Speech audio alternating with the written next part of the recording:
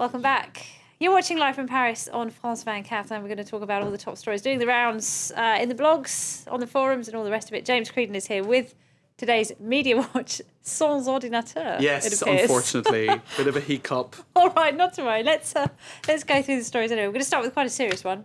The French president, François Hollande, has become the first leader in French history to recognise what happened 51 years ago right here in Paris, when, of course, a group of Algerian protesters were set upon by the Parisian police. Tell us a bit more about that. That's right. Listen, it's a hot topic on French social media this afternoon.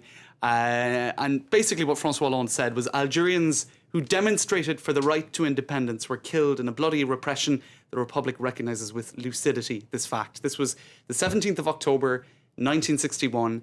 And in Paris, there was a demonstration for Algerian independence a year before it actually happened.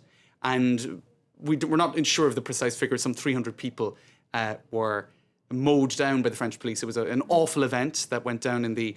we've had bodies thrown in the river, and that's it was just right, dreadful. It's hard to believe it happened here in Paris. And so recently as well. This was the 1960s, when you would think that sort of stuff would have been history in history. In any case, last year was the 50th anniversary of this event, and there was a lot of calls on Nicolas Sarkozy to recognise what had happened.